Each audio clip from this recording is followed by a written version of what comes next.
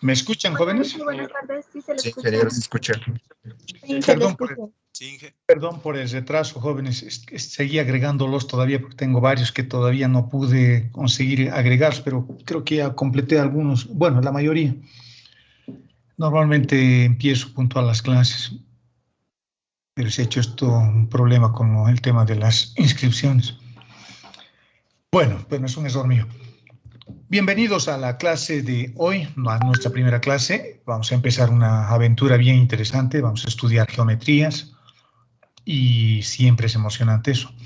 Les voy a hacer un poco la presentación de lo que vamos a hacer a lo largo de este semestre. ¿Lo están viendo, muchachos? Señoritas, jóvenes. Sí, ingeniero. Sí, ingeniero. Bueno. Ese caballero viejito que está ahí soy yo. Mi nombre es Mario Delgadillo Zurita. Espérenme un cachito, jóvenes, por favor.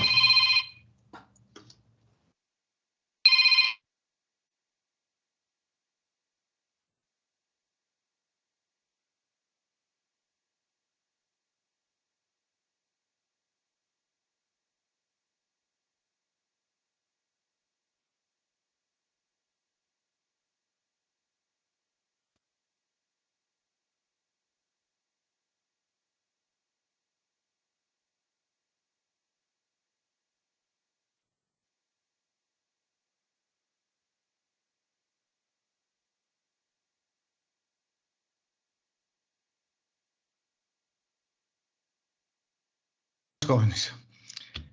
¿Me están escuchando ahora nuevamente? Haciendo la pregunta clave. ¿Me escuchan? Sí. Ya, perfecto. Nuestra materia se llama análisis vectorial y tensorial. Es una materia que solamente los electrónicos y los civiles, o civiles y electrónicos, como ustedes quieran, llevan, ¿no? Es una materia bien interesante, bien bonita, y espero que les guste.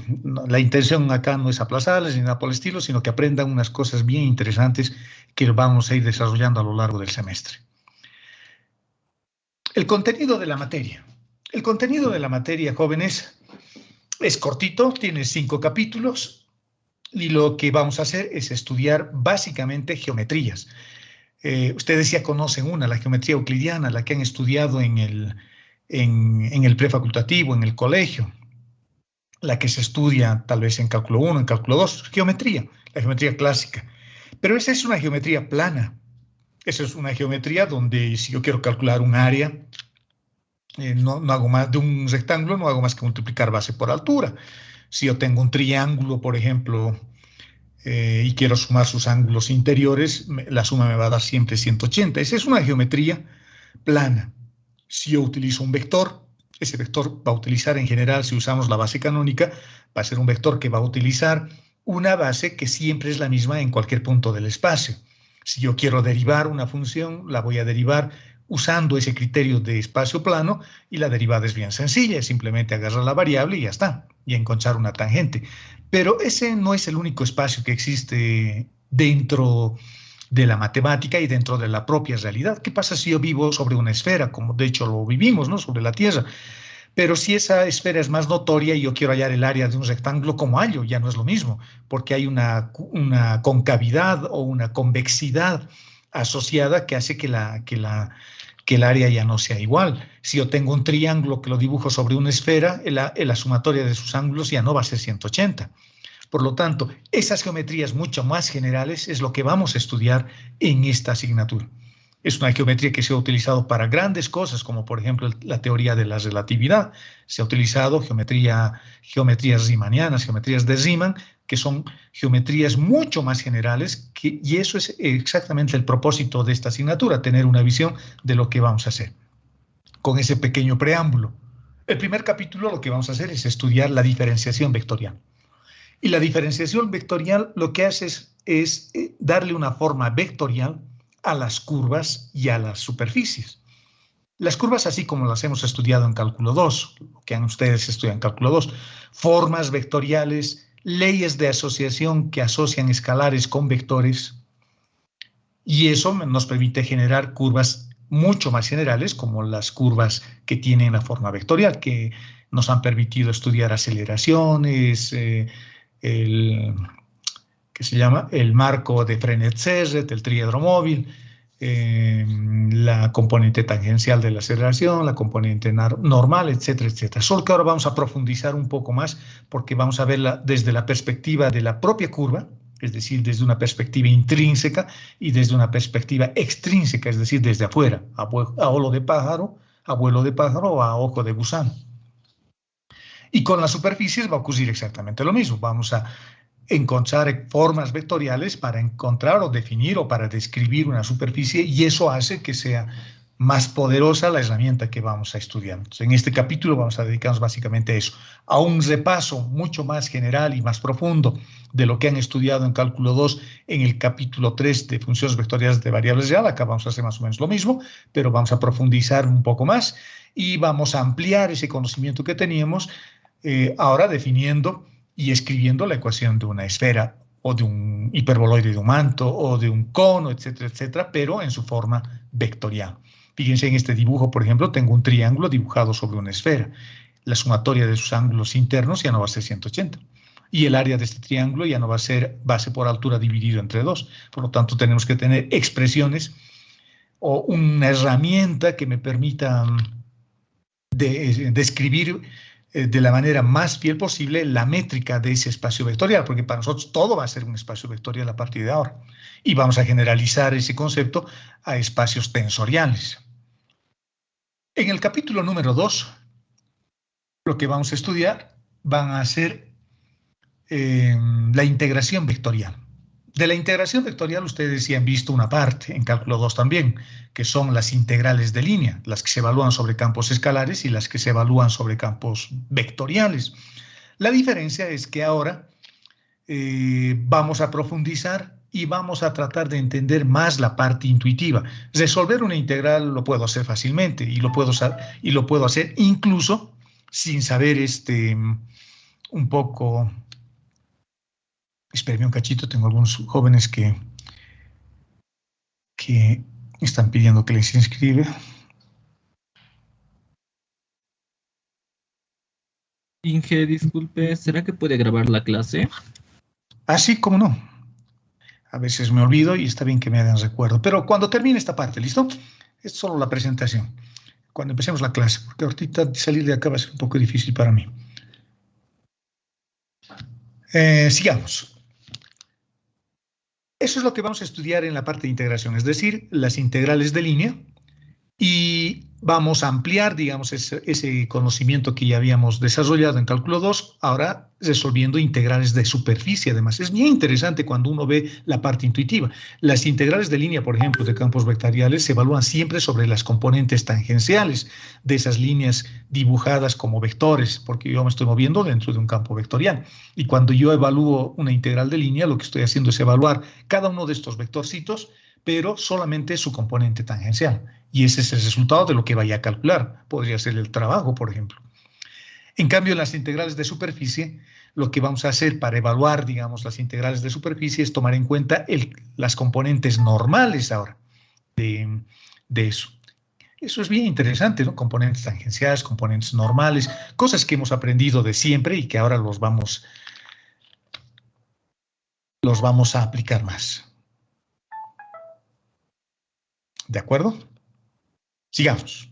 Eso es lo que vamos a estudiar en este capítulo. En la primera parte vamos a estudiar la diferenciación vectorial, curvas y superficies, y en este segundo capítulo vamos a estudiar lo que es la integración vectorial. Y eso es importante porque para los siguientes capítulos vamos a necesitar. El tercer capítulo lo vamos a dedicar a estudiar 3 teoremas fundamentales del cálculo vectorial. El teorema de Grimm, que ya lo conocen, vincula integrales de línea con integrales de superficie, elementos de línea con elementos de área. Luego vamos a estudiar el teorema de Stokes, que es el teorema de Grimm generalizado, porque el teorema de Grimm evalúa curvas planas, curvas en el plano. Si ustedes se acuerdan de cálculo 2, la curva siempre estaba en el plano x100. Pero ahora, ¿qué pasa si la curva resulta de la intersección de una esfera con un plano? Eso ya no está, o de una esfera con un hiperboloide, o con un cono. Eso ya no va a estar en un plano. Por lo tanto, el teorema de Stokes hace básicamente lo mismo. vincula integrales de línea, pero ahora con integrales de superficie más generales. El teorema de Stokes hay que verlo como una generalización del teorema de Green.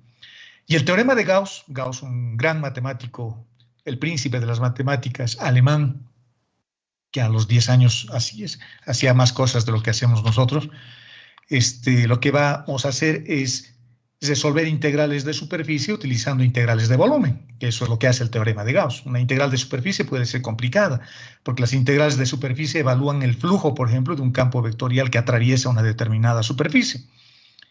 Pero si tengo un cubo, tengo que evaluar 6 caras. En cambio, el teorema de Gauss lo hace con una sola integral y evalúa las 6 caras al mismo tiempo. Me saca un promedio del resultado general. Entonces, estos teoremas son bien interesantes, son bien bonitos, son divertidos, así que yo creo que la vamos a pasar bien. El siguiente capítulo, para mí, en mi opinión, empieza la parte más emocionante de la materia, porque vamos a empezar a estudiar las coordenadas curvilíneas como un preámbulo a lo que son los tensores. Las coordenadas curvilíneas, jóvenes, ya las conocemos, son las polares, las cilíndricas, las esféricas, pero las hemos visto siempre en ese contexto geométrico, ¿no? Ahora lo vamos a ver en un contexto mucho más general, porque a través de las coordenadas curvilíneas ahora yo voy a generar una métrica que me va a permitir adaptar la descripción matemática a la geometría del problema. Y en muchos casos se reducen a algunas fórmulas simplemente. Pero más allá de las fórmulas que yo pueda utilizar, siempre es bueno ver la parte intuitiva del problema, lo que estoy haciendo realmente, físicamente, y no concentrarme solo en la integral, porque eso me lo va a hacer mi computadora, me lo va a hacer mi aplicación, mi calculadora, ¿no? Es entender el concepto de lo que estamos haciendo. La matemática es un lenguaje, y por lo tanto hay que tratar de hablarlo lo mejor posible. ¿De acuerdo? Esa es la idea. En este capítulo vamos a resolver o vamos a aprender a definir curvas en el espacio, pero en coordenadas curvilíneas, elementos de área, elementos de volumen. Vamos a ver los invariantes vectoriales en coordenadas curvilíneas. Los invariantes vectoriales son el gradiente, la divergencia, el rotacional. Le vamos a dar una interpretación a esos invariantes vectoriales. Vamos a ver dónde se aplica dentro de la ingeniería, etcétera, etcétera. Y aquí vamos a generalizar, porque ahora lo voy a poder además expresar en un sistema de coordenadas mucho más general. ¿De acuerdo? Eso es lo que vamos a hacer. Esa es la idea de este capítulo. Es bien emocionante, a mí me gusta este capítulo, así que nos vamos a dedicar bastante bien. Y el último capítulo, que continúa, en mi opinión, a las coordenadas curvilíneas, es el capítulo referido a los tensores. Los tensores, jóvenes, si uno lee y busca en el Wikipedia o donde sea su definición, los tensores les ponen que son entes matemáticos multilineales, les ponen cosas como esas. Y cuando uno lee eso, es como si a mí me estuvieran hablando en chino mandarín, a veces no se entiende. En realidad los tensores son generalizaciones de los espacios vectoriales. Un espacio vectorial se genera a través de una base. ¿Sí? La base canónica, por ejemplo, IJK, y existen otras bases que pueden ser ortogonales, ortonormales, oblicuos, expresados en coordenadas esféricas, en cilíndricas. Hay muchas bases, mucho tipo de bases. Y un espacio vectorial necesita de una base, necesita de un sistema de referencia para que ponga orden ahí en la casa. Pero los tensores lo que hacen es utilizar más de una base, tienen más bases, son cantidades que utilizan 1, 2 o 3 bases para definir y para describir fenómenos que en la naturaleza existen. Y son más comunes de lo que nos imaginamos. Por ejemplo, si yo quiero abrir una puerta, ese es un fenómeno tensorial, porque hay dos bases. Una base que describe la posición de la puerta y otra base que describe la aplicación de la fuerza. Por lo tanto, necesito dos bases para describir ese fenómeno. Cuando yo meto mi máquina de calcular en su estuche, ese es un fenómeno tensorial también. Cuando el agua circula sobre un caño, sobre una tubería, ese es un espacio tensorial también. Por lo tanto, a los tensores hay que verlos como generalizaciones de los vectores. Y los tensores son bien útiles. Y vamos a estudiar su geometría. Bueno, más que geometría, vamos a estudiar su definición, porque los tensores se definen a partir de ciertas condiciones, ¿no? Y una condición fundamental es el principio de invarianza que tienen que tener estos elementos, estos objetos matemáticos. Vamos a ver cuándo se suman, cuándo se restan, cómo se multiplican, cómo se contraen Y van a darse cuenta que hacíamos ya muchas de esas cosas, por ejemplo, en cálculo 2 o en álgebra lineal, cuando hacíamos un producto escalar. Esa es una operación que se llama contracción tensorial. Reduzco una base en el producto escalar. Luego vamos a entrar a la parte de definir, fíjense en este dibujo que les he puesto, esta es una superficie, y sobre esta superficie que le vamos a llamar un manifold, así se llama, voy a tener un plano tangente, y en ese plano tangente voy a hacer que vivan vectores. Pero si yo quiero definir un plano tangente en otro lado, ahí voy a tener otros vectores que viven en ese otro plano con otro sistema de referencia, porque esto ya es una superficie curva.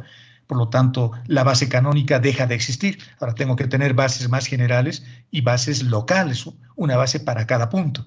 Y cuando yo quiera sumar, ya no es tan fácil. Tengo que hacer algunas operaciones. Bueno, en realidad es una suma matricial, al final se reduce a eso. Pero la parte complicada es cuando yo quiero derivar, por ejemplo. Cuando yo derivo, desplazo un poquito un vector, luego lo resto, etc. Y si lo estoy queriendo definir en este punto, no puedo hacer, porque cada punto tiene una base diferente. Por lo tanto, tengo que definir o tengo que encontrar unos elementos de conexión que me permitan traducir una base con relación a la otra. Y esos elementos de conexión se llaman los elementos de conexión de Levi-Civita o los símbolos de Christoffel. Que es bien facilito, es divertido, lo vamos a hacer matricialmente. Y el enfoque que le voy a dar, jóvenes, a esta asignatura es un enfoque totalmente con la visión de los físicos, no es tan matemático. No es tan matemático, es una visión física y en muchos casos voy a utilizar una nomenclatura diferente a lo que se usa en los libros tradicionales del análisis tensorial. ¿De acuerdo? Y con eso vamos a concluir la asignatura y van a ver que es súper divertido.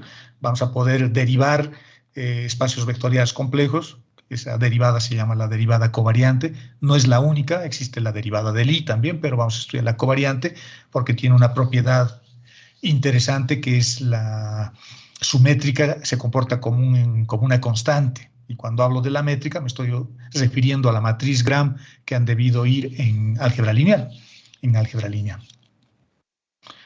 O sea que, fíjense, cuando yo hablo de estas cosas suelo emocionarme porque es bien interesante. La bibliografía que vamos a utilizar. En tensores no hay tanta bibliografía como en el cálculo 1 o en el cálculo 2, pero hay algunos libros que podemos usar como referencia. El primer libro que les recomiendo y lo voy a publicar, lo voy a subir a la plataforma, es el análisis vectorial de la serie Shaun, o sea, ese librito que usábamos en cálculo 2 y en alguna otra materia. Tiene toda la materia este libro.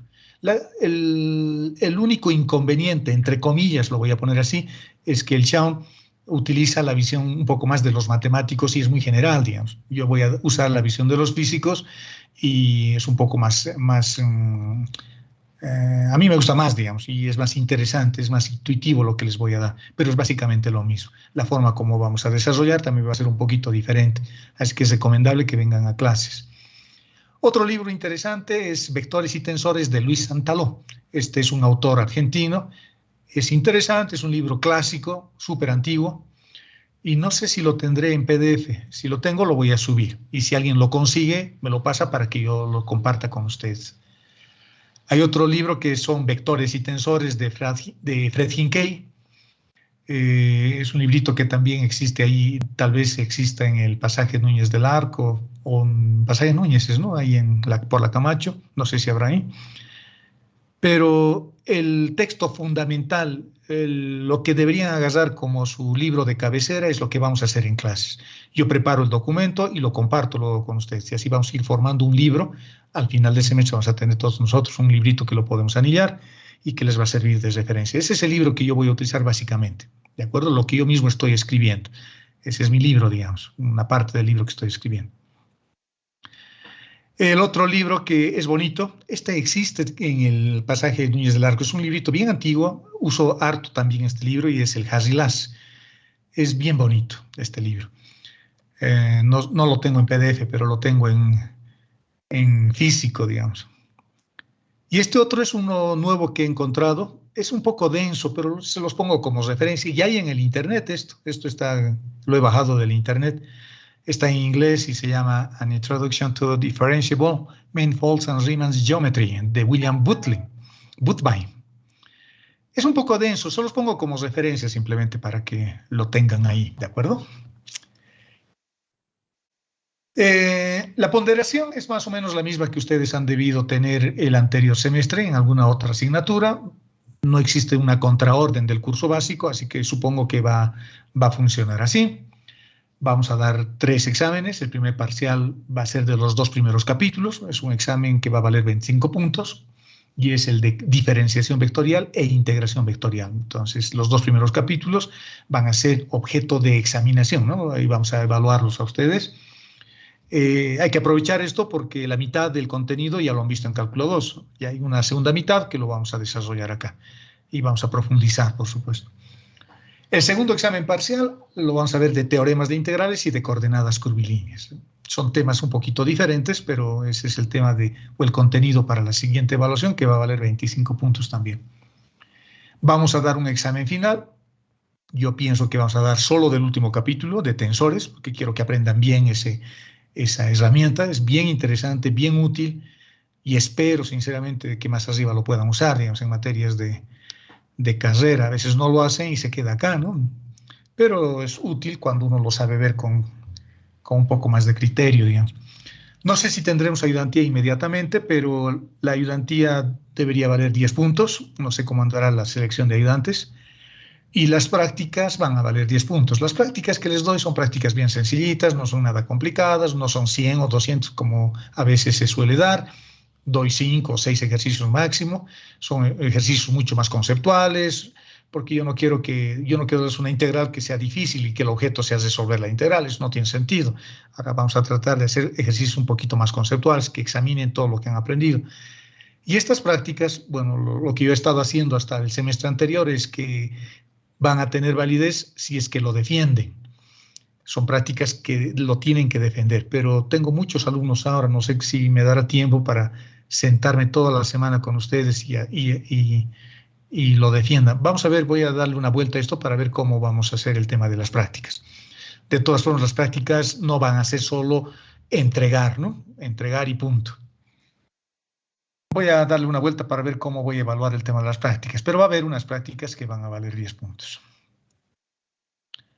En este tipo de educación a distancia, jóvenes, existe o debería existir un compromiso de todos nosotros, ¿no? Mío, de tratar de hacer lo mejor que pueda, y ustedes de tratar de concentrarse en lo que están haciendo. No es fácil cuando uno estudia en la casa porque siempre nos distraen, a veces las condiciones no son las mejores, mi hermanito menor está correteando y no me deja escuchar, o tocan la puerta, no es lo mismo. Pero traten de aislarse un poquito a un lugar si tienen las condiciones para que puedan pasar unas buenas clases y no pasen nunca en su cama, ¿no? En las clases, al mediodía estar en la cama no sería un horror, por eso mis clases no son en la mañana. Me gusta que sea a mediodía, cuando uno ya se ha levantado, se ha aseado y ha tomado su desayuno. Así que existe un poco de compromiso, o debe existir un compromiso por parte de ustedes. Tienen que ser curiosos con lo que hacen, porque voy a tratar de motivarlos, digamos, pero también es importante que ustedes pongan de su parte. Tienen que ser observadores, vean todo, cuestionen todo, pregunten todo. Su obligación es aprender, exprimirme, digamos, hasta la última gota. Lamentablemente eso no ocurre porque la mayoría de las veces siempre están callados, digamos, pero debería haber mayor participación, ¿no? Tienen que ser perseverantes, no siempre funciona a la primera, ¿no? A veces no entiendo, entonces hay que repetir. Miren, me pueden llamar en las tardes, nos conectamos por alguna videoconferencia y les explico algo que no esté claro, digamos, esa es la ventaja, digamos, que nos permite una cercanía virtual, digamos, las redes, ¿no? Y por supuesto todo eso implica un sacrificio, porque todo cuesta. Levantarse de la cama también cuesta, ¿no? Y acá también cuesta. Estas son virtudes cardinales, son virtudes de los estoicos, que es una filosofía que a mí me gusta, el estoicismo. Así que se los puse ahí para que reflexionen un poco. Y jóvenes, nuestra universidad a veces es pobre, a veces es pública, pero es una buena universidad y por lo menos en esta materia vamos a tratar de darle provecho a lo que estamos haciendo. Y además a partir de lo que ustedes aprendan, no solo en esta materia, también tienen oportunidad de hacer cosas afuera, ¿no? Salir afuera, hacer una maestría, que siempre es el sueño de todos nosotros, yo creo. Pero todo eso lo vamos a lograr si le ponemos curiosidad, observación, perseverancia, sacrificios, renunciar a muchas cosas. Eso es difícil, es fácil decirlo, pero es difícil hacerlo, ¿no? Pero por lo menos lograremos el intento. Así que, jóvenes, bienvenidos a esta clase a distancia, bienvenidos a este semestre.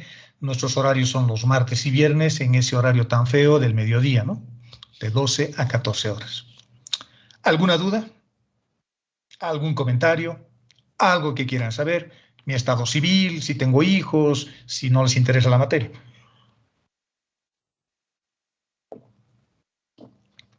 Nada, todo está claro. Ok. Sí, ingeniero. Perfecto, jóvenes. Adelante. Buen Inge, sobre la ponderación, ¿va a seguir siendo la misma? Es que en el cronograma que lanzó el curso básico hay tres exámenes parciales y uno final. Bueno, lo vamos a modificar en función a eso, ¿no? Si es que nos piden 3 exámenes parciales y un final, bueno, sería básicamente lo mismo. Tal vez solo las fechas, primer parcial, segundo parcial, tercer parcial y el final de todo lo avanzado. Como antes se hacía, porque ahora creo que los exámenes incluso se están pretendiendo que sean presenciales, ¿no? Nos vamos a adecuar, no se preocupen. Pero más o menos el contenido de cada parcial es este. Primer parcial, segundo parcial, tercer parcial, final de todo lo a materia. Yo les estoy poniendo acá algo que hacíamos el anterior semestre, pero ha habido un poco de resistencia con algunos docentes, entonces no sé si se cambiará o no exactamente. Tenemos como 6 semanas para que se defina eso. Pero no se preocupen, el contenido va a seguir siendo el mismo. ¿De acuerdo? Perfecto. Aclarada esa duda, bueno, bienvenidos nuevamente, así que empecemos nuestra clase. Que empiece el juego, ¿no? Como dice alguna película por ahí, con un asesino serial. Bueno, jóvenes, con eso entonces damos por concluida nuestra presentación. Aquí hay una pregunta. No va a grabar la clase, ahora sí, la vamos a grabar.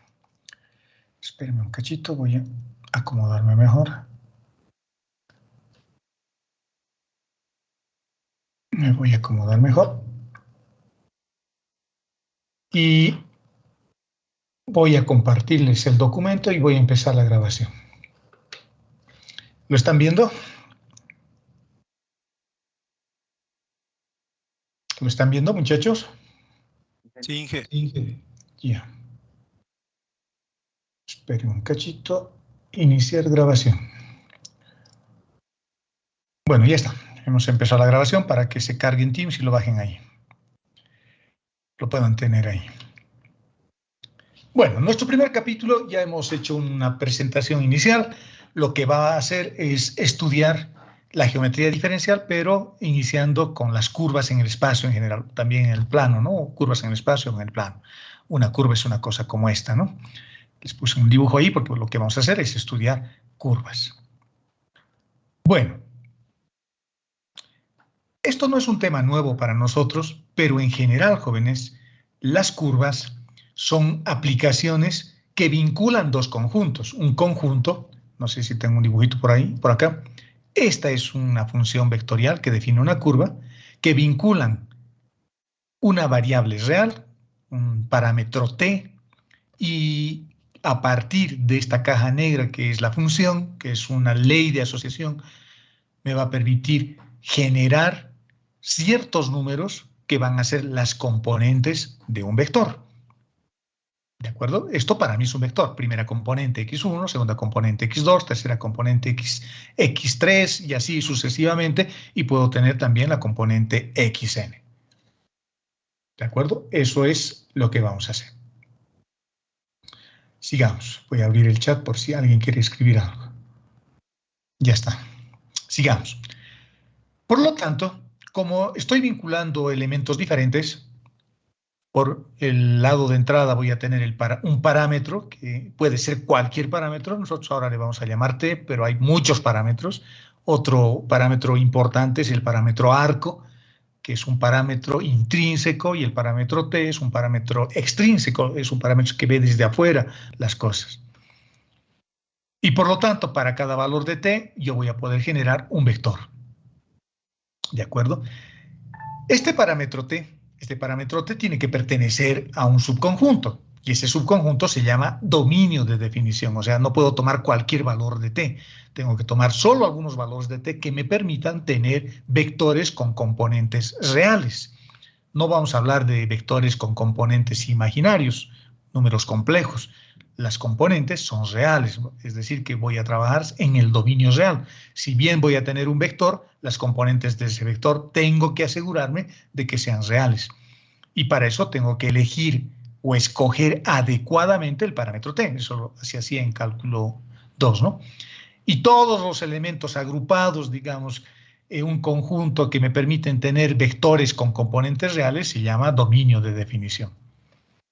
Ahora, estas funciones las puedo escribir así. Las puedo escribir como una n-upla ordenada. Lo puedo escribir como una combinación lineal de su base. Los puedo escribir, que sería la siguiente forma de representar. Los puedo representar también en una forma matricial, a través de una matriz columna o a través de una matriz fila. Por lo tanto, al ser un vector, lo puedo manipular de diferente manera. Ojo, ya no lo voy a representar como un segmento de línea orientado, ¿no? Con una flechita, digamos. Eso ya no existe para nosotros. Esa es la visión de los físicos. Hacer representaciones gráficas a través de esas flechas, ¿no? Acá vamos a utilizar o n-uplas, o combinaciones lineales, o formas matriciales. Son formas matemáticas, son formas desde la visión de los programadores o de los matemáticos. Los programadores utilizan matrices, los que hacen programas, en Python, lo que sea. Y los matemáticos utilizan n-uplas, por ejemplo, o combinaciones lineales como está acá, ¿no? Acá. Cada una de estas componentes, x1, x2, x3, x sub n en general, se denomina la coordenada, la componente. Fíjense, estoy hablando de cosas que todos nosotros conocemos. Cada x sub i, cualquiera de estos que están por acá, es la coordenada del vector. Es la componente del vector. ¿De acuerdo? Y la función f de t, como es un vector, por supuesto que tiene que estar definida o referida respecto a una base vectorial. Los vectores necesitan siempre referirse a alguien, necesitan un punto de orientación, un esquema de orientación. Y ese esquema de orientación es la base, ¿no? La base que es, como ustedes saben, han visto en álgebra lineal seguramente y en cálculo 2, las bases son en general elementos que me permiten escribir el vector como combinaciones lineales y además son los que están generando los vectores. Cualquier vector siempre tiene que referirse a una base. Y cuando yo uso una base, necesariamente necesito componentes, porque las componentes son las proyecciones del vector sobre la base. ¿De acuerdo? Eso es lo que hacemos, es lo que se estudia, ¿no? Y es el dominio de definición. Y es el dominio de definición que lo puse acá en este lenguaje más matemático, digamos. Acá. Y es el dominio de definición. Un real vinculado con un espacio vectorial de dimensión n. Esa es la definición matemática, digamos, ¿no? Y vinculo estos objetos t, estos parámetros t, para generar vectores. Y esta es la gráfica que les mostraba hace un momento, ¿no? Meto el parámetro t por este lado y a este otro lado genero vectores. Las componentes del vector que van a estar referidas a una base. Esa es la forma, ¿no? Y ahora, cuando yo hago eso, cuando yo meto un parámetro t por este lado y genero un vector al otro lado, eso es bastante útil porque si bien la matemática hace eso, desde el punto de vista más gráfico, más geométrico, estos vectores que estoy generando, este rojo, por ejemplo, que ustedes están viendo acá, lo que me va a permitir es definir en cada momento una posición espacial. Digamos ahí, para cada valor de t yo estoy generando un nuevo vector y ese nuevo vector me va a ir describiendo una curva como les estoy mostrando. Por ejemplo, para esta función vectorial, coseno de t en la base i más seno de t referido a la base j más t veces k, lo que estoy haciendo es generar una rosca circular. Estoy generando una curva. Por lo tanto, las curvas se escriben de forma vectorial, o también como la intersección de dos superficies, como también seguramente lo hacían en cálculo 2, ¿no? Pero en general, la forma más interesante para nosotros va a ser siempre la forma vectorial, esta. Y puedo generar cualquier curva, esa o esta otra, o una curva que va creciendo su radio, y todas van a estar referidas a una base, la base canónica normalmente. Ahora vamos a usar solo la base canónica porque me va a permitir encontrar todos estos vectores en cada instante. Por lo tanto, como a mí me gusta darle siempre una interpretación más real para que no quede esto tan árido, el parámetro t podría ser el tiempo. Pues para cada instante, para cada momento temporal, lo que yo voy a tener es un vector que me da la ubicación espacial de un punto. Por lo tanto, voy a tener, estas funciones pueden representar ecuaciones de movimiento, si le quiero dar una interpretación mecánica donde t es el tiempo, ¿no? Por lo tanto, esta es una visión extrínseca de las curvas. Extrínseca quiere decir que lo estoy viendo desde afuera, como en el dibujo. Yo lo estoy viendo en mi pantalla, yo no estoy sobre la curva. Yo estoy viéndolo desde afuera. Y esa es la visión que tengo cuando utilizo el parámetro t. Existe otro parámetro, como ustedes conocen, el parámetro arco. Cuando yo utilizo el parámetro arco es como si yo me estuviera moviendo sobre la propia curva. Por eso se dice que es un parámetro intrínseco. O sea, hay dos formas de entender las curvas, ¿no? Y cada una tiene sus ventajas. A veces conviene verla la curva desde afuera y a veces conviene verla sobre la propia curva. Entonces, eso es lo que vamos a ir viendo a lo largo de este capítulo. Otras formas matemáticas para representar estas funciones, bueno, aquí está, esta que teníamos acá, coseno de t. Aquí estoy representándolo como una combinación lineal de su base, donde coseno de t, seno de t y t son las componentes del vector, son las proyecciones del vector sobre la base canónica ortonormal y jk. Lo puedo representar simplemente como una terna ordenada, donde cada una de estas funciones son las componentes, o le puedo dar una visión matricial, digamos. La matriz no es más que un arreglo de números, ¿no? Que en este caso, ese arreglo es un arreglo columna. Tengo 3 filas y una sola columna. El dominio de definición. ¿Cómo hallo yo el dominio de definición? Bueno, el dominio de definición es una cosa como esta, ¿no? Fíjense que cada una de estas funciones son funciones escalares y cada una tiene su propio dominio.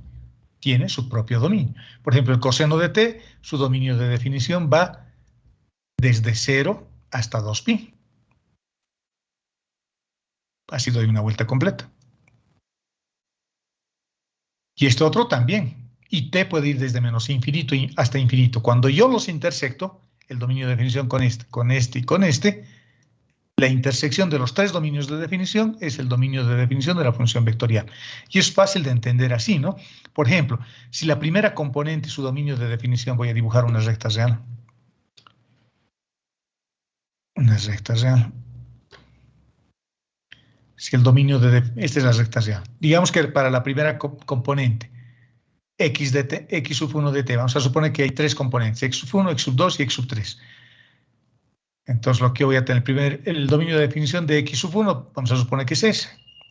El dominio de definición de x2, vamos a suponer que es este. No tiene que ser porque son iguales, ¿no?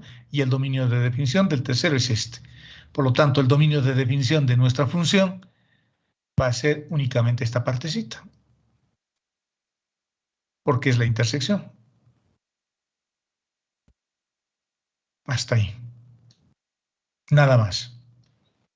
Todo esto se excluye, porque en esta región, donde he pintado, puedo tener componentes real para la primera, para la segunda y para la tercera. En cambio, en esta parte, digamos, si quisiera tomar esta parte del dominio de definición, solo sirve para la segunda componente. No sirve para la primera ni para la tercera, digamos, ¿no? Entonces es así. En diagramas de Venn también se lo puede mostrar así, ¿no? El dominio de definición de la primera, de la segunda y finalmente de la tercera, digamos. Por lo tanto, el dominio de definición es esta parte central. Bueno, no voy a hacer mayor hincapié en eso porque esto ya conocemos. Ustedes saben hallar dominios de definición de funciones porque es exactamente lo mismo. Esto es cálculo 1, solo que 3 veces cálculo 1, porque tengo que hallar el dominio de definición para cada una de estas componentes.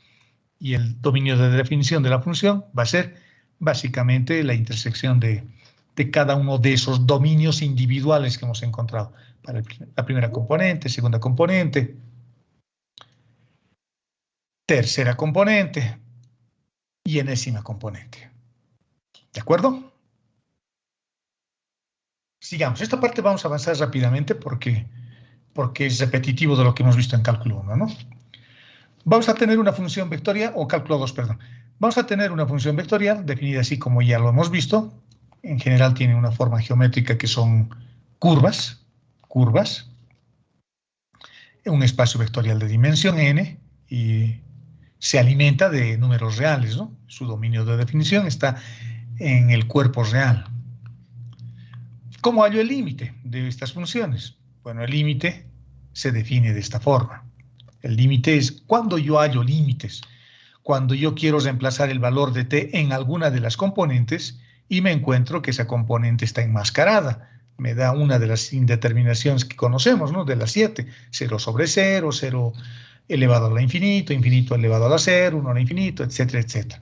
Cuando yo reemplazo el valor de t y me da una indeterminación, cuando la componente está enmascarada, tengo que hallar un límite para desenmascarar y saber cuál es su imagen, para ver si tiene o no tiene imagen esa función en esa componente.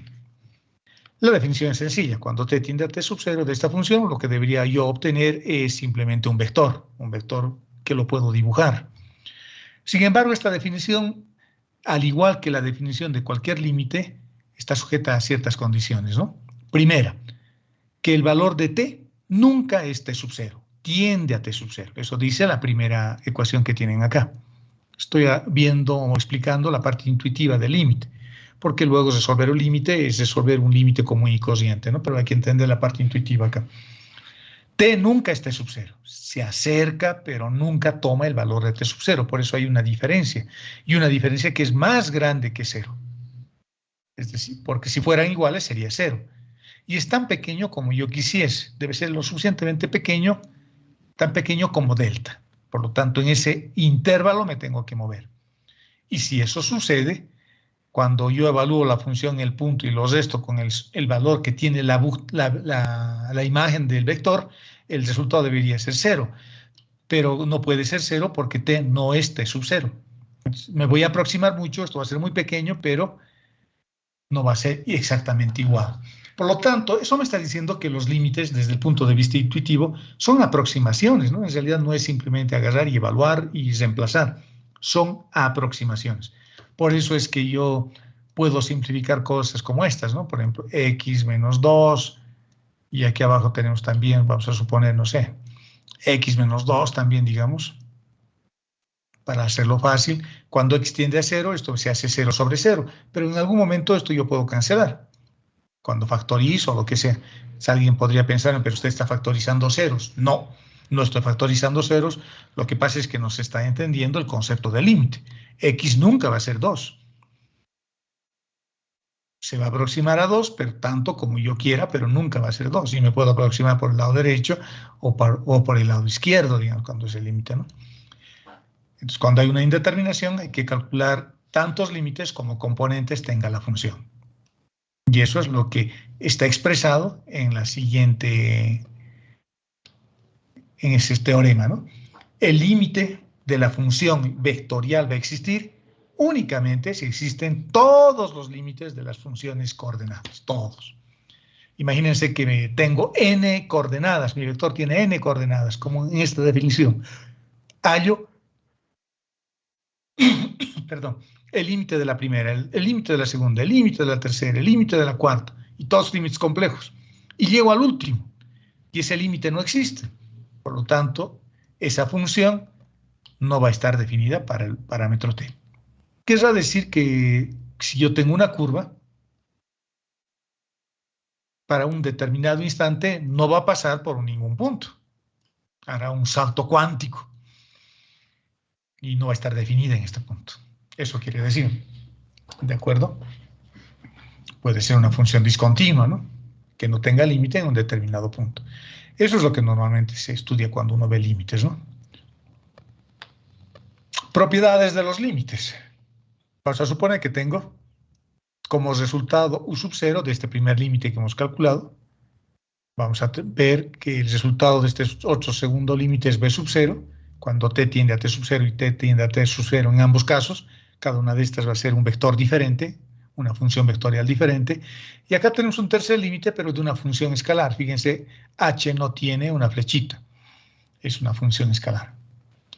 Veamos, si yo quiero hallar el límite de dos funciones vectoriales que se están sumando, ojo, nunca pierdan de vista de que estas funciones son vectores, y si bien son vectores funcionales, es decir, vectores función, mejor así, porque dependen de un parámetro t, pero siguen cumpliendo con todas las leyes y propiedades, con las leyes de composición interna o la ley de composición externa de los espacios vectoriales. Es decir, puedo hacer sumas, puedo multiplicar un vector por un escalar, puedo seguir haciendo lo mismo de siempre. Y además, en este caso, estoy usando la base canónica. ¿Qué pasa si yo quiero hallar un límite? Bueno, eso es fácil, ¿no? De una suma. O sumo las funciones y hallo el límite, o individualmente calculo los límites, ya tengo los resultados. En un caso es sub 0 y en otro caso b sub 0. Por lo tanto, simplemente lo sumo. Sumo los resultados. Se puede hacer eso. Si yo tengo un vector, perdón, un vector multiplicado por un escalar que es h, puedo calcular individualmente también los límites, el límite del escalar y el límite del vector, y luego multiplicarlos.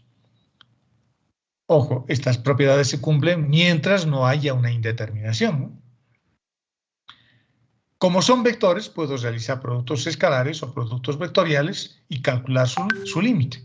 Pero si tuviese los resultados previamente, antes de hacer el producto escalar o antes de hacer el producto vectorial, yo puedo hacer esos productos con los resultados que hemos obtenido. Y no se modifica, no se altera, no cambia el resultado en general. Estas son algunas de las propiedades. Ustedes deben saber otras. ¿Qué pasa si tengo una función exponencial? El límite sube al exponente, etcétera, etcétera. ¿No? Son las más importantes. Cuando uno habla de límite, invariablemente tenemos que caer en el concepto de la derivada de un vector. ¿De acuerdo? Cómo se derivan los vectores. Y esta es una derivada a la que le vamos a dar un poco de atención, porque es una derivada que se evalúa sobre un vector que está referido a la base canónica. Si no estuviese referido a la base canónica, la derivada sería diferente. ¿De acuerdo? Entonces, lo que ustedes hacían como derivadas en cálculo 1 de estas funciones, lo hacían fácilmente, solamente derivaban todas las componentes y punto. Pero en muchos casos, cuando la base no es canónica, cuando la base no es la base canónica, hay que introducir unos términos adicionales que van a estar referidos a las derivadas además de cada una de las bases. La base canónica tiene una gran ventaja, es una base que solo usa valores numéricos, ¿no? 1, 0, 0, perdón, 0, 1, 0 o 0, 0, 1. Sus componentes son totalmente constantes, ¿no? ¿Cómo se define la derivada? La derivada se define como siempre. Es la misma derivada desde cálculo 1. Tengo que hallar un límite de un valor incremental que es delta t y ese valor incremental tiene que tender a 0. ¿Qué es lo que hacemos? Fíjense, en la definición de límite lo que hacemos es lo siguiente. Tengo este vector. Creo que el dibujo lo tengo más abajo, pero aquí lo voy a dibujar para que se entienda mejor. Tengo el vector r. Al vector le estoy llamando ahora r. Al vector función, r. Luego le sumo un pequeño incremento de tiempo. Imagínense que este vector me está dando una determinada posición acá. Y le aumento un valor de delta t, es decir, que me muevo un poquito en el tiempo y tengo otra posición. Eso sería este vector. Luego los resto. ¿Puedo restarlos? Por supuesto, porque estoy usando la base canónica. Porque este vector y este vector, desplazado un poquito en el tiempo, usan base canónica y por lo tanto usan la misma base porque la base no cambia. La base se lo dibuja acá, ¿no? Acá. Eso. Y J, digamos, y en el espacio tendremos K más. Pero este puntito, si quisiese dibujar este vector en este punto, es decir, desplazarlo, digamos, desplazarlo a este punto, lo evalúo ahí. ¿Este vector en qué base va a estar? Va a seguir en la base canónica porque la base canónica es constante y lo puedo dibujar acá, al vector I y al vector J. ¿De acuerdo? Entonces, todo lo que estamos haciendo es para bases ortonormales, porque la base canónica no es la única, para bases ortonormales, es decir, módulos unitarios de los vectores de la base y además todos entre sí mutuamente perpendiculares. ¿De acuerdo? Sigamos. Una vez que haga esta diferencia, lo divido entre delta t y luego calculo el límite. Y lo que voy a obtener es otro vector, que va a ser el vector derivada. Algunas ideas importantes. Aquí está el dibujo que les mostraba. Fíjense, en el espacio hago un pequeño desplazamiento en el tiempo. Este es el vector en la posición inicial, en el tiempo t sub 0. Luego hacemos la diferencia, que es esto. Y luego hacemos que este valor de delta t tienda a 0, de tal forma que este vector que estaba ahí vaya recorriendo hasta juntarse con el vector p sub 0. Pero no se va a juntar nunca con el vector p sub 0, porque es un límite el que estamos calculando. Y los límites no se refieren solo a un simple reemplazo, sino es una aproximación que estamos haciendo, ¿no? Y cuando eso ocurre, aparece este nuevo vector que es el vector derivado. Por lo tanto, las derivadas son transformaciones lineales que generan, en este caso, un nuevo vector. ¿De acuerdo? Hay que verlo como una transformación lineal. ¿Qué puntualizaciones importantes hemos dejado pasar o todavía no los hemos visto? El primero, si existe la derivada en un determinado instante, por ejemplo en el instante t sub 0, si existe la derivada del vector en ese punto, entonces vamos a concluir de que ese vector es diferenciable en t sub 0. Uno siempre quiere que la función sea diferenciable, ¿no? Porque así estamos hablando de una función que es continua.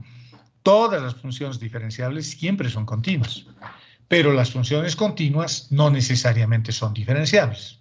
Y eso es lo que dice el segundo punto. Si la función r de t, si este vector r de t es diferenciable en un determinado punto, en cualquier instante del espacio, entonces si existe esa derivada, si admite derivada, podemos concluir de que esa función es continua. Pero si la función es continua, no necesariamente es derivable. Eso también es algo que se explica de la siguiente forma. La curva para ser derivable tiene que tener un cambio de pendiente gradual. A estas curvas se les llaman curvas suaves. Pero hay otras que no tienen cambio de pendiente gradual. Por ejemplo, una función parte entera, digamos, que forma esta B. Este punto no ha cambiado de manera gradual, no ha hecho una cosa más simple, ¿no? Como esta, por ejemplo. Así, no es así. Tiene un vértice, y en este vértice yo no puedo apoyar un vector tangente a la curva, no existe.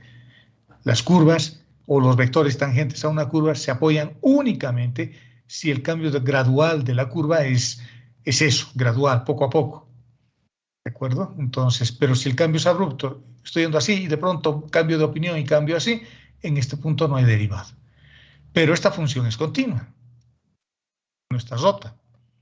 Por lo tanto, las funciones continuas no necesariamente son derivables. Porque en este vértice que tengo acá, no va a existir derivada, no va a haber una recta tangente ahí. Las derivadas las podemos interpretar como rectas tangentes, ¿no? Así que en ese quiebre angular no va a haber derivada. En el resto, en la rama positiva, posiblemente sí, y en la rama negativa, o al revés, va a ser derivable la función. Pero en su vértice, no. ¿De acuerdo? Entonces, acuérdese, son las mismas reglas de siempre. Si la función es continua, no necesariamente es derivable, pero si es derivable, si admite derivada la función en un determinado punto, además es continua. Además es continua. ¿De acuerdo? Entonces, la derivada es una expresión mucho más general, digamos. Y el vector derivada, como les acabo de explicar, va a ser un nuevo vector, y ese vector siempre va a ser tangente a la curva. Siempre va a ser tangente a la curva. Si esta es la curva, la derivada en cualquier punto de su dominio, por ejemplo en este puntito, es un vectorcito así, tangente a la curva. Aquí tendré otro. Aquí tendré otro. Aquí tendré otro. Todos son vectores diferentes. Fíjense, en este dibujo que acabo de hacer hay algo bien interesante. No solo es el dibujo. Si yo quisiese averiguar la distancia de este punto hasta este punto, tengo que usar una longitud de arco. Tengo que calcular una longitud de arco. Y las longitudes de arco son maximales. Es decir, son leyes de asociación, son funciones, pero que yo meto por un lado ya no un vector, ya no el parámetro t. Meto por un lado en la caja negra toda una función. Por este lado meto toda una función. por ejemplo, la ecuación de esta curva. La ecuación de esta curva. Y a la salida me va a dar un número. Y ese número va a ser la longitud del arco. ¿De acuerdo, jovencitos? ¿Me están escuchando? ¿Me están escuchando? Sí, ingeniero. Sí, Perfecto. Sí, ingeniero. Queridos niños, tienen que contestar cuando o preguntar cuando hay dudas. No me enojo yo, ¿listo? Si me enojo, no importa, no voy a poder hacer nada. En clases presenciales les arrojaba mis marcadores, pero aquí no puedo. Si arrojo eso, lo voy a partir en dos mi pantalla. Así que no hay problema. ¿De acuerdo? Entonces, una longitud de arco es un maximal. Es un maximal. Porque meto funciones a este otro lado y a este otro lado recibo un número asociado a la función y en un intervalo dado. O sea, cuando yo calculo una longitud de arco, estoy evaluando un funcional, mejor dicho. ¿De acuerdo? Esa es la idea. Acuérdense de estas propiedades, son propiedades básicas y son bastante lógicas, ¿no? Si existe derivada, es diferenciable. Si la función es diferenciable, es continua. Pero si es continua, no necesariamente es diferenciable porque puede ser un ovni que está volando así y hace un quiebre angular así. Los ovnis hacen eso en teoría, ¿no? Los objetos voladores no identificados. En cambio, los aviones, los más modernos, como el F-22 Raptor de Estados Unidos, o el Sukhoi S-57 de los rusos, o el J-20 de los chinos, y nuestros aviones biplanos que tenemos acá, no hacen nada de estas cosas, ¿no? Porque se destrozan el avión, hacen una cosa suave, así. Por lo tanto, la trayectoria de ese avión siempre va a permitir una derivada. En cambio, un ovni no. ¿De acuerdo? Las derivadas de orden superior se definen de la misma manera, ¿no? Si yo vuelvo a derivar la primera derivada, obtengo la segunda, y si derivo la segunda, obtengo la tercera. ¿De acuerdo? Y si la derivada nunca es cero, entonces se dice que nuestra curva parametrizada es regular en el intervalo que estamos analizando. ¿De acuerdo? Eso es el concepto de la derivada. Derivar un vector es súper fácil. Veamos algunas de sus propiedades, de las derivadas. Esto es un poco de teoría, cansador y un poco aburrido, pero hay que hacerlo para acordarnos. Luego va a empezar la parte más interesante, ¿no? Vamos a suponer que tengo dos funciones vectoriales, dos funciones que describen curvas, dos funciones que vinculan, nunca me voy a cansar de decir, escalares por un lado, este parámetro t, el parámetro que lo puedo asociar con el tiempo, el parámetro que me da una visión extrínseca de la curva, y a este otro lado me dan vectores. Entonces tengo dos de esas funciones, una se llama u y la otra se llama b, y acá ocurre la magia, ¿no? Es la caja negra donde el parámetro t se vuelve un vector. Si tengo una constante, vean esta propiedad, la primera propiedad es súper importante porque define a los espacios planos, como les voy a mostrar más un rato. Si yo derivo un vector constante respecto del parámetro t, el resultado va a ser el vector nulo. Por supuesto que tiene que ser el vector nulo. Imagínense que yo tomo el vector i, el vector de la base canónica i, 1, 0, 0. Este vector es un vector constante. Ninguna de sus componentes es un real, un parámetro t. No es t al cuadrado, no es t menos 1, no es seno de t, no hay nada de eso. Son constantes, son reales. Por lo tanto, si yo quiero derivar este vector, su derivada va a ser el vector nulo. Y el vector nulo, no se olviden que es un vector privilegiado dentro de un espacio vectorial, ¿no? Sin el vector nulo, yo no puedo definir un espacio vectorial así como lo conocemos. Puedo definir otro tipo de espacios vectoriales que se llaman espacios vectoriales afines. ¿De acuerdo? Por lo tanto, la primera propiedad, fíjense, detrás de esta ecuacioncita tan simple hay un universo de cosas, hay unas implicaciones interesantes. Como les voy a mostrar dentro de un momentito, una cosa bien sencilla. Si yo estoy sumando dos vectores y los derivo, porque no se olviden que son vectores, se suman componente a componente, no interesa que dependan de t, siguen siendo los mismos vectores de siempre. Pero si los derivo después de la suma, también puedo sumarlos después de la derivada. Es lo que dice esta propiedad, ¿no? Derivo primero ambas funciones y luego lo sumo, o lo sumo previamente y lo derivo. Entonces, estas propiedades siempre hay que verlas en ambos sentidos, porque nos dan validez a lo que estamos haciendo. Usamos siempre estas propiedades, aunque no nos demos cuenta, ¿no? ¿Qué pasa si tengo un producto? Ah, bueno, hay que usar la ley de Leibniz. Derivaré primero el primero y el segundo lo dejaré sin derivar. El primero sin derivar y luego el segundo derivado. La misma regla de siempre. la misma regla de siempre y luego lo sumo, porque el resultado de la primera derivada de esta es un vector. Y la derivada de la segunda también es un vector. Por lo tanto, cumple con las leyes de composición interna de estos grupos que son los espacios vectoriales. Grupos abelianos, además. Otra propiedad. Si yo estoy multiplicando en producto escalar o en producto vectorial o en un producto triple mixto, ocurre exactamente lo mismo. La derivada del primero por el segundo sin derivar, más el primero sin derivar por la derivada del segundo. En el producto escalar no hay que tener mucho cuidado porque el producto escalar es conmutativo, ¿no? En cambio, en el producto vectorial sí hay que tener cuidado porque los productos vectoriales generan vectores y esos vectores que yo genero siempre son pseudovectores, porque si yo le cambio el orden de la integración voy a tener un vector con sentido contrario. Por lo tanto, no estoy generando vectores reales, estoy generando vectores que pueden cambiar en función de la posición. Y esos vectores que yo genero con el producto escalar, en general se llaman vectores, pseudovectores se les llama. Cuando alguna vez lean en alguna bibliografía o en algún libro y vean pseudovectores, quiere decir que son vectores que han sido generados, pero que no es el único vector que puedo generar a partir de un par de vectores, puedo generar otro con sentido contrario. Por lo tanto, estaría generando dos vectores con este producto, si no tengo cuidado con el orden. ¿De acuerdo? Pero es lo mismo. La derivada del primero por el segundo sin derivar, más el primero sin derivar por la derivada del segundo. La regla de Leibniz. Aquí viene un poco lo que les decía esta parte. Y lo vamos a poner como un teorema. Vamos a suponer que el vector U está referido a una base constante. Por ejemplo, la base canónica. Esta es una base constante que no cambia en ningún lugar del espacio.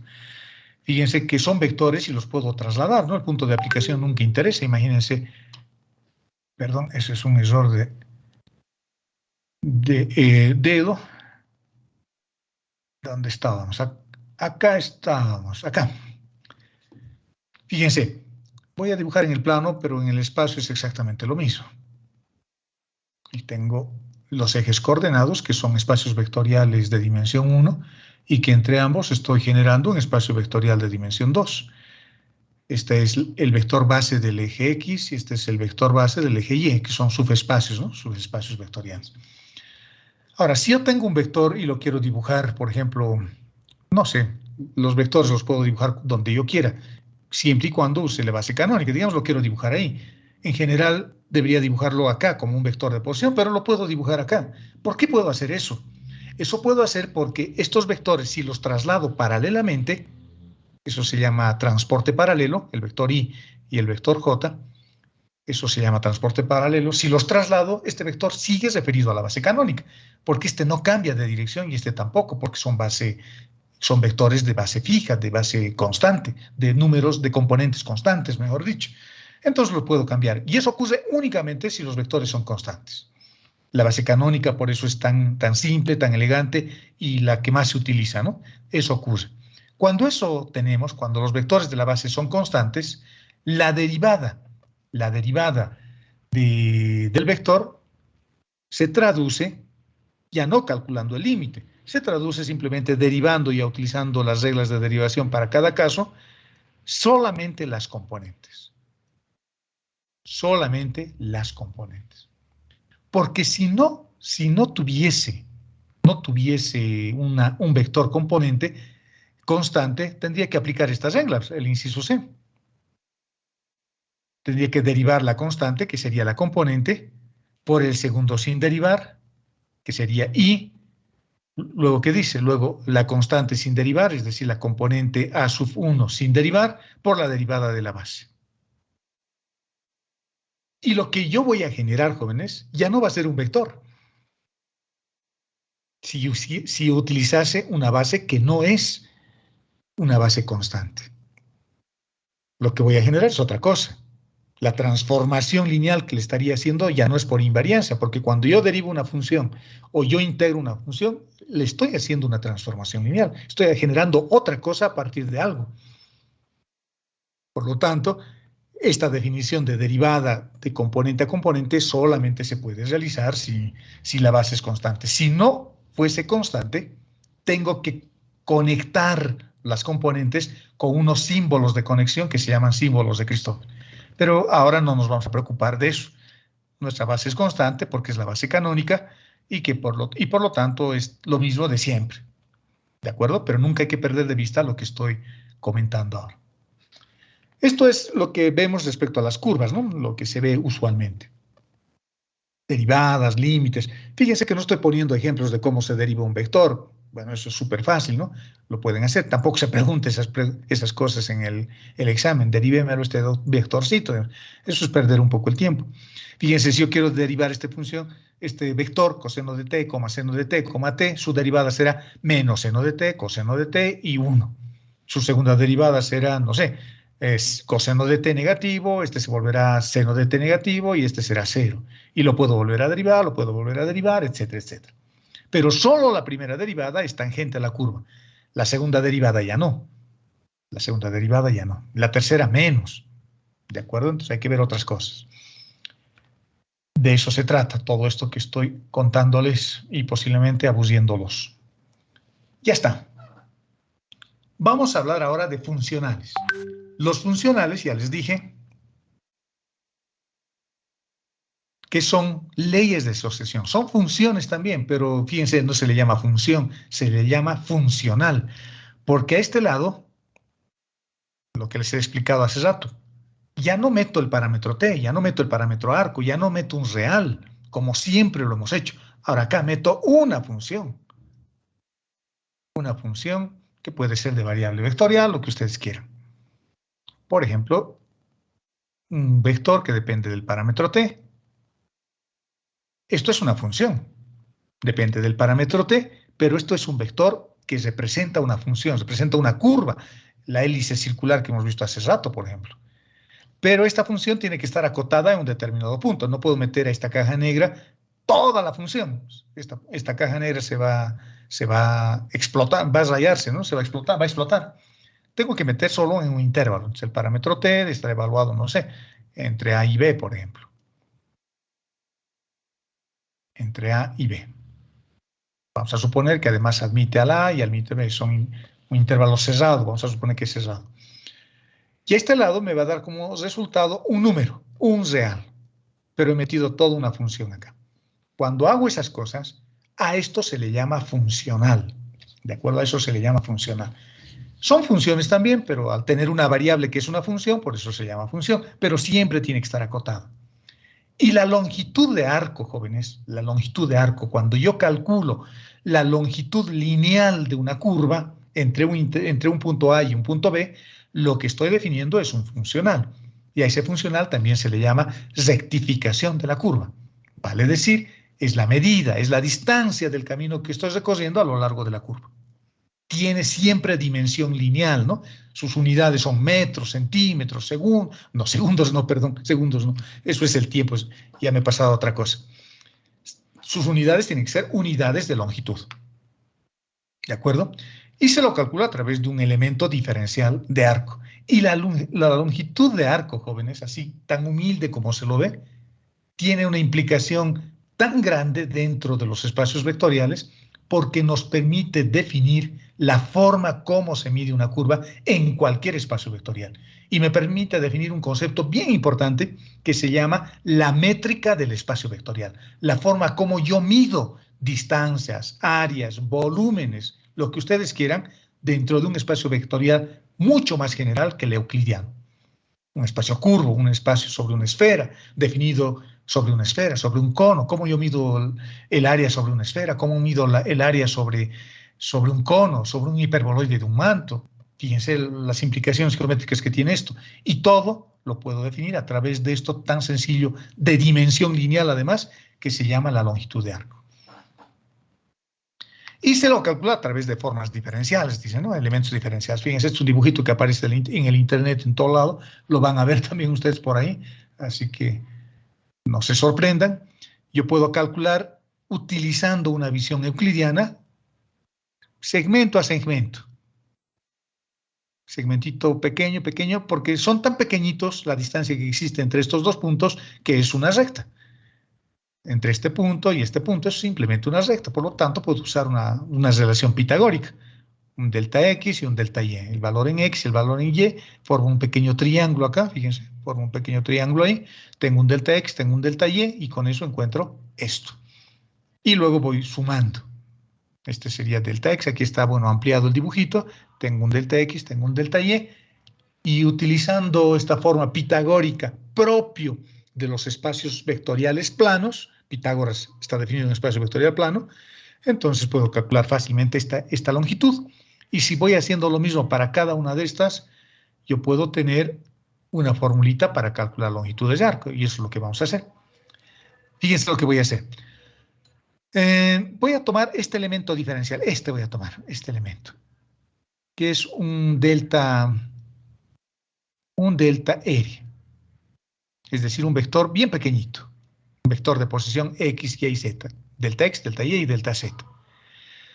Pero si yo hago que delta tienda a 0, el delta se vuelve un elemento diferencial.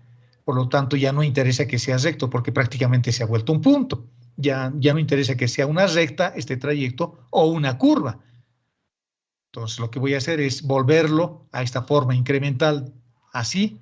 Lo que voy a hacer es volverlo una forma diferencial. Y esa forma diferencial es tan fácil como esto. Es un vector en base canónica. Y a ese vector le voy a llamar arco, elemento diferencial de arco. Era el vector de posición, pero ahora le estoy llamando arco, porque puede pegarse a la curva sin necesidad de que sea recta. Puede ser curva, puede ser recta, lo que sea. Es tan pequeñito que yo me puedo dar la libertad de llamarle arco. Es un punto en realidad. Y el tamaño de este vector es el tamaño que estoy calculando acá, pero mucho más pequeñito. Por lo tanto, lo que voy a hacer es sacarle su módulo, ¿no? Nada más, así tan fácil como eso. Y lo voy a sacar, o voy a sacar el módulo haciendo un simple producto escalar. Este es un producto escalar entre dos vectores que están referidos a la misma base, la base canónica, y lo que voy a hacer en realidad con el producto escalar es realizarle una contracción. Qué interesante, escuchen el término porque lo vamos a emplear más adelante de manera seguida, especialmente en tensores. El producto escalar hace una contracción, porque yo tenía dos elementos referidos a una base y después de la contracción tengo un elemento que no está referido a ninguna base, se ha vuelto un escalar, le he hecho una contracción. El producto escalar tiene ese efecto. Y como estoy en base canónica, el producto escalar es tan fácil como esto. Le saco la raíz cuadrada y a partir de la raíz cuadrada, aplicando cuadraturas a ambos lados, le aplico una cuadratura acá y le aplico una cuadratura acá, y por el teorema fundamental del cálculo se eliminan, despejo ese, y tengo un funcional. A eso se le llama funcional. Y no es más que la rectificación de una curva, es la longitud del arco, porque está referido a un intervalo. Lo voy a referir desde el punto A hasta el punto B. Por lo tanto, está acotado. Y cuando esta función está acotada y le meto a una caja negra que es la integral, lo que yo voy a obtener es un resultado numérico que en este caso representa la longitud lineal a lo largo del trayecto, a lo largo del camino, a lo largo de la curva que estamos estudiando. Fíjense, cuando uno empieza a ver estas cosas, no es solo la formulita, ¿no? Es lo que significa, la interpretación que le estamos dando. Y cuando uno entiende esas cosas que uno hace, esto se pone más interesante. Cuando yo hallo longitudes de arco, desde mi visión, desde mi experiencia, desde lo que a mí me gusta, porque hay muchas formas de expresar esta fórmula, a mí me gusta expresarla así, con elementos diferenciales. Pero no es la única forma. Ustedes en cálculo 2 tal vez han visto otras, tal vez han visto esta misma expresión como el módulo de la primera derivada de la función, que está expresada como un vector, por el diferencial de t. Así también se lo expresa, ¿no? Esta formulita. Esta es la que aparece en general en todos los libros. Pero a mí me gusta expresarla así, porque para mí es, no sé, más intuitivo, digamos, más intuitivo. Acá ya está definido la variable que voy a usar, t. Acá no está definido qué variable voy a usar, porque hay tres, hay diferencial de x, diferencial de y, diferencial de z, por lo tanto a mí me da más grados de libertad para poder escoger qué variable voy a usar. Y vamos a ver eso con los ejemplos a continuación. Fíjense, el primer ejemplo me están diciendo que yo hay una expresión para calcular la longitud de arco para una curva plana expresada en términos de las variables x y y. Perfecto. Es decir, no tengo la forma vectorial. Tengo una cosa como esta, por ejemplo, y igual a x al cuadrado más 2, por ejemplo, o menos 2. Tengo así. No es un vector esto. ¿Lo puedo volver un vector? Sí. Puedo volverlo un vector. Puedo utilizar la parametrización de Monge. La parametrización de Monge dice que x, por ejemplo, es igual a t. Usa las mismas variables. Y como ya tengo y va a ser igual a t al cuadrado menos 2. T al cuadrado, eso es t por si acaso, por favor, porque x es igual a t. T al cuadrado menos 2. Fíjense, he usado la parametrización de Monge. Eso se llama parametrización de Monge. Cuando tengo curvas planas es fácil parametrizar una curva porque uso parametrización de Monge. Monge con g. Y a una de las variables llamo t, por ejemplo, y la otra la despejo y ya tengo un vector. Meto el parámetro t por este lado y por este otro lado obtengo x y obtengo y, porque ya sé cuánto vale x y ya sé cuánto vale y en términos del parámetro t. Pero vamos a suponer que no quiero hacer nada de esto. Yo no quiero hacer esto. Quiero utilizar directamente esta curva. ¿Cómo hago? Me baso en esto. Mi curva está en el plano, por lo tanto no tiene diferencial de z, se queda con diferencial de y simplemente. Y lo que voy a hacer es un simple truco o manipulación algebraica. Voy a factorizar el diferencial de x. Al factorizar el diferencial de x, esto se vuelve 1. Este aparece dividido entre el diferencial de x elevado al cuadrado. Y voy a tener fuera de la raíz un diferencial de x. Porque he factorizado el diferencial de x. Fíjense, he encontrado una longitud para encontrar, esto hacía en cálculo 1 posiblemente, pero ahora tengo una formulita a partir de esto para hallar la longitud o calcular la longitud de arco de cualquier curva plana como una función escalar que depende de x y depende de y. Esto es un funcional también. Pero lo vamos a hacer un poco más emocionante. Esto es cuando yo trabajo con las variables x y y. Fíjense, y esto es importante, jóvenes, también, es bastante obvio, pero nunca está de más repetirlo. Fíjense que cuando yo trabajo con las variables x y y, quiere decir que estoy trabajando en un espacio vectorial cuya base es la base canónica. Cada base que yo utilizo en cualquier modelo geométrico siempre va a tener sus propias variables.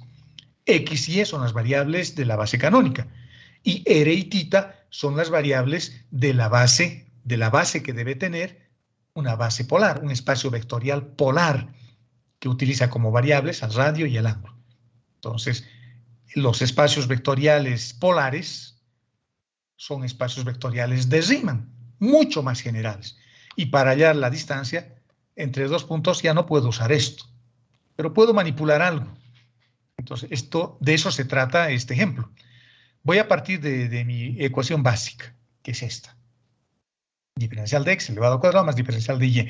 Pero estoy queriendo hallar la longitud de arco en un espacio vectorial curvilíneo, en un espacio vectorial polar. Por lo tanto, Pitágoras ya no sirve. Pero puedo hacer algo para que siga sirviendo en el fondo. Lo que voy a hacer es acordarme de las ecuaciones de transformación. X va a ser una función que dependa del radio y del ángulo y Y una función que dependa del radio y del ángulo. Acá estoy parametrizando simplemente, no estoy cambiándole la base, solo estoy parametrizando. En vez de llamarle X a X, le estoy llamando que se llame Juan, que se llame Ana, que se llame Gilka, que se llame, no sé, Carla. Nada más, pero sigo en base canónica. Solo estoy parametrizando. Estas son ecuaciones de transformación. Simplemente estoy parametrizando las variables. Pero esta formulita dice que puedo hallar sus formas diferenciales. Como las variables x y y dependen del radio y del ángulo, me acuerdo de mis conocimientos de cálculo 1, de cálculo 2 y hallo su diferencial total. Como tiene dos variables, será la derivada del primero por el segundo sin derivar, por su diferencial, más el primero sin derivar por la derivada del segundo con su propia diferencial. Y eso es exactamente lo que tengo acá. Para la variable y también hallo su diferencial total para cada una de las variables, r y θ, y tengo su forma diferencial.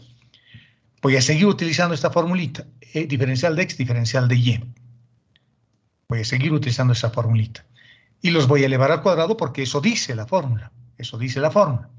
Los elevo al cuadrado, pero ahora al elevar al cuadrado tengo un binomio, ¿no? Elevado al cuadrado. Lo desarrollaré como sabemos. El cuadrado al primero, el doble producto, etcétera, etcétera, etcétera. Todo lo que sabemos. Y obtenemos exactamente esto. En esta expresión, fíjense, ocurre algo interesante. Cuando los sumo, porque hay que sumarlos para la formulita, cuando yo los sumo, se cancelan estos términos que tienen esta combinación de elementos diferenciales. Diferencial de R, diferencial de θ. Y me quedan solo diferencial de R y solo diferencial de θ al sumarlos. Y me queda esto. Y esta expresión, jóvenes, que es equivalente a esta otra, porque son transformaciones por invariancia que estamos haciendo, que es equivalente a esa, esta es la forma como yo mido distancias en un plano polar. Y no tiene ya nada que ver con Riemann, con Euclides, con Pitágoras. Esto era Pitágoras. Aquí lo hemos visto. Pitágoras, ¿no? Pero cuando ya trabajo en un espacio diferente a la base canónica, ¿dónde estamos? Acá. Cuando ya trabajo en un espacio vectorial diferente, la forma como yo mido distancias es así. Interesante, ¿no? Fíjense que detrás de la teoría que nos enseña a veces, perdón, jóvenes, un cachito, sus compañeros me están escribiendo, les voy a escribir que les voy a agregar más tardecita.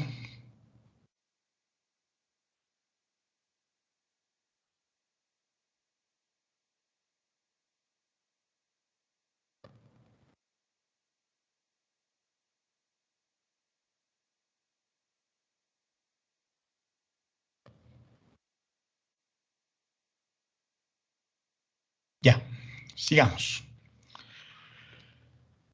Fíjense que a partir de esta fórmula tan sencilla, básica para mí, porque a mí me gusta usar esta, yo he generado una nueva fórmula para encontrar longitudes de arco, pero en un espacio vectorial curvilíneo.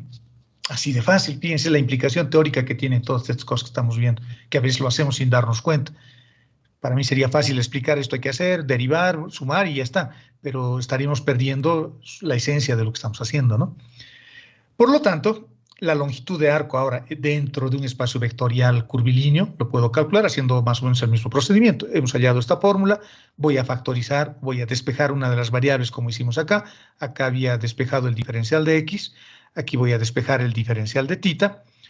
Al despejar o al factorizar voy a tener una expresión como esta. Este diferencial de θ al cuadrado se va a cancelar con esta, me queda simplemente esto, y el r al cuadrado por el diferencial de θ va a quedar como esto. He factorizado simplemente y ya tengo una expresión para calcular longitudes de arco cuando la curva está expresada en coordenadas polares.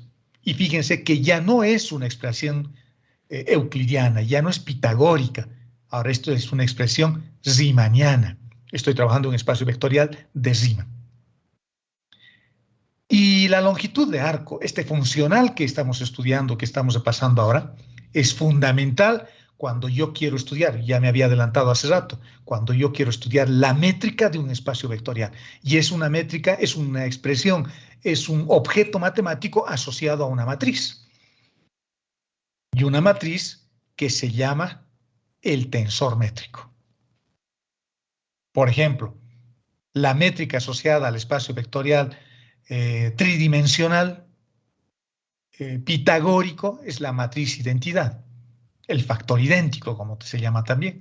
En cambio, la métrica asociada al espacio polar es diferente. Es una matriz diagonal también, pero ya no es unitaria en la posición 22. Ahora, ¿de dónde han salido todas estas cosas? ¿De dónde ha salido todo esto? Para que entendamos, para que podamos hacerlo con otros modelos.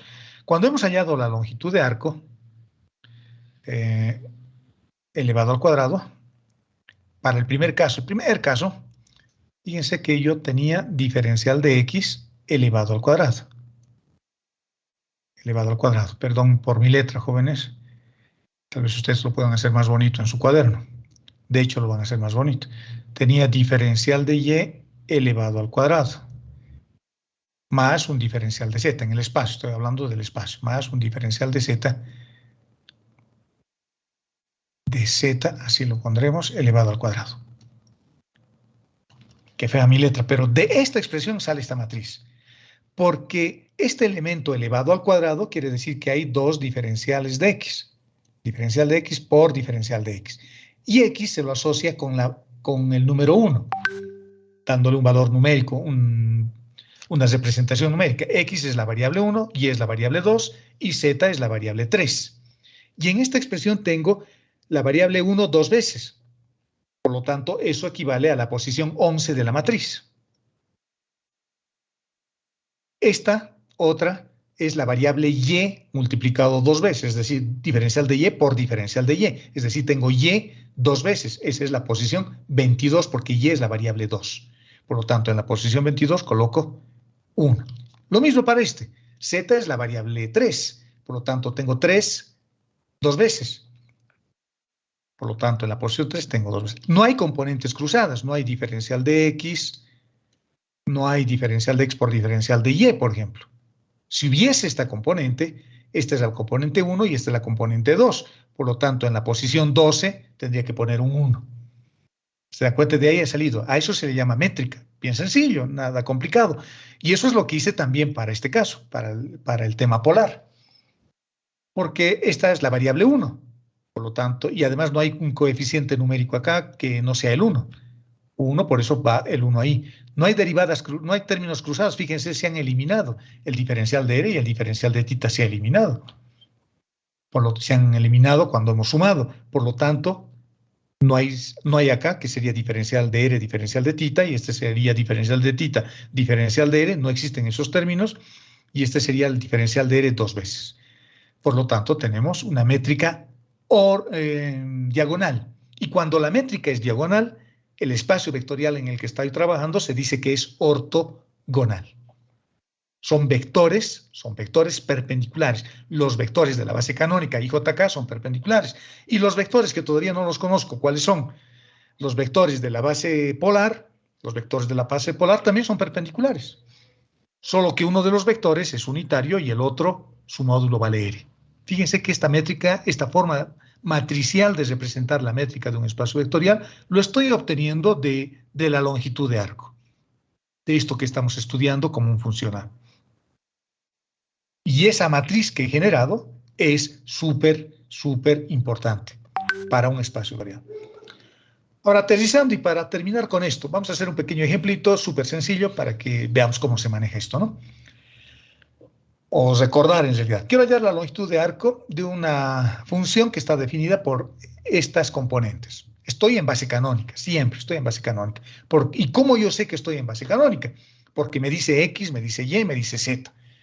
Si me dijera R y me dijera θ, entonces ahí estuviera trabajando en base polar y ya no puedo usar esta ecuación. Ya no podría utilizar esta ecuación para hallar la longitud de arco, tendría que usar esta otra.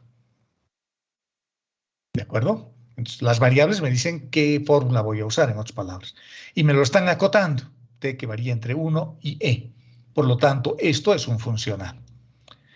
Lo he dibujado es esto, y lo he dibujado en MATLAB. ¿De acuerdo? En MATLAB. Como tengo que utilizar esta fórmula, diferencial de x elevado al cuadrado, más diferencial de y al cuadrado,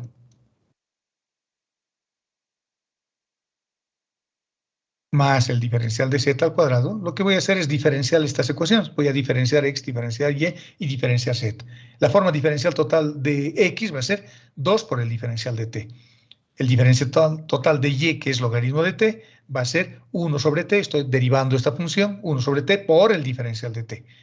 Y la función, el diferencial total de este otro va a ser 2t. Estoy derivando la función por el diferencial de t. Por lo tanto, ya tengo esto y tengo también el tercero. Los reemplazo en la fórmula. Los reemplazo en la fórmula y tenemos esto. Lo estoy reemplazando en la fórmula y tenemos exactamente esto. Saco un común denominador en la parte que tengo acá. El diferencial de t se queda como está. Puedo hacer algo de álgebra, fíjense esta expresión, reordenando, colocando el término a la cuarta al principio, el término al cuadrado en la segunda posición y el valor unitario al final. Puedo hacer una pequeña factorización, es un binomio al cuadrado, es el desarrollo de un binomio al cuadrado. t al cuadrado sigue en el denominador. Hay que sacarle la raíz, porque no se olviden que esto es como raíz. Le saco la raíz y me queda esto. Por el diferencial de t. Y fíjense, aquí estoy haciendo un pequeño truco que quiero mostrarles. Bueno, no es truco, simplemente estoy queriendo mostrarles algo que es importante. El elemento diferencial de t lo estoy llevando al otro lado. Lo estoy llevando al otro lado. Ese es otro parámetro, igual que t, pero ese es un parámetro intrínseco. Ese es un parámetro que tiene que ver directamente con la curva, directamente con la curva. En cambio, el parámetro t es un parámetro que ve desde afuera la curva. Nunca pierdan de vista eso. Y cuando estas dos variables, una intrínseca y la otra extrínseca, las utilizo para hallar una derivada, cuando yo hallo la derivada del arco respecto del tiempo, lo que obtenemos es el módulo de la primera derivada respecto del parámetro t, es decir, un vector tangente en módulo. Y ese módulo lo puedo llamar velocidad, porque si u de t es la ecuación de movimiento de una partícula, su primera derivada es la velocidad. Entonces, la longitud de arco está asociada a la velocidad, y la velocidad siempre es tangencial. Estas cosas son tan bonitas cuando uno los va analizando que siempre me emocionan. Fíjense, cuando yo derivo la función u de t, que era la curva, u de t era la curva cuya longitud estoy queriendo calcular, fíjense, es la curva. Esta curva la hemos dibujado acá, y vamos a suponer que es esta la curva. La longitud de arco está asociado a los vectores tangentes. Calculo el vector tangente en cada punto, le saco el módulo y lo sumo. Eso es lo que estoy haciendo. Pero estoy sumando elementos diferenciales. Por lo tanto, estoy sumando elementos así bien pequeñitos pegados directamente a la curva. Pegados directamente a la curva. ¡Qué bonito! Es lo que estoy haciendo. Fíjense, exactamente eso estamos haciendo. Estoy sumando, estoy agregando unos elementos diferenciales bien pequeñitos y los estoy sumando y en la suma final lo que obtengo es la longitud de todo esto. Nada más, luego lo integramos y el resultado es esto. ¿De acuerdo? Y con eso damos concluida nuestra clase, la primera clase del semestre. La siguiente vamos a estudiarla con más profundidad al parámetro arco. Vamos a hacerle un cambio de parámetro a la función y a esa parametrización le vamos a llamar parametrización natural. Por lo tanto, la curva la vamos a poder expresar o en términos del arco, es decir, con una visión desde adentro, desde la propia curva, o en términos de t, es decir, con una visión desde afuera de la curva. ¿De acuerdo? Ambas tienen sus ventajas y ambas tienen sus propiedades propias, valga la redundancia. Bueno, jóvenes, con eso damos por terminada la clase. Vamos a parar la grabación porque no tiene sentido que esté habilitada. Y lo van a tener ya seguramente la grabación ahí en la plataforma en un momento más o en este momento. Y este documento lo voy a subir en horas de la tarde mientras voy incluyendo a algunos de ustedes todavía que están pendientes de ser agregados. ¿Listo? Esta tarde tengo que trabajar fuerte. Nos vamos a ver el viernes y espero que esta clase haya sido divertida. Yo me he divertido bastante y no haya sido aburrida. Ok, muchachos. Nos vamos entonces y hasta el viernes. ¿Alguna pregunta antes de que nos vayamos?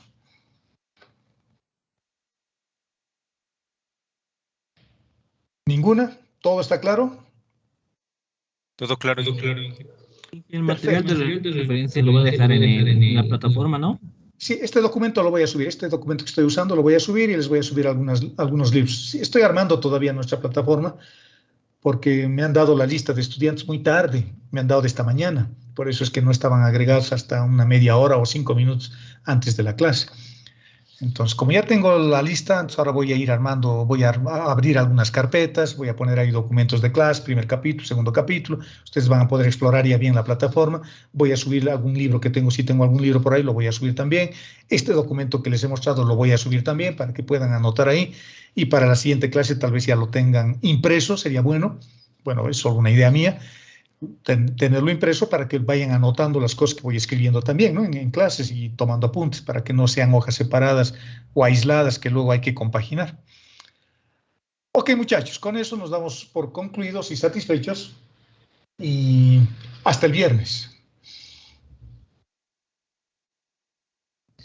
También Gracias, hasta el todos. viernes. Gracias por los aplausos. Gracias por los aplausos. Hasta luego, Inge. Hasta luego, Inge. Hasta luego, Inge. Chao, muchachos. Gracias.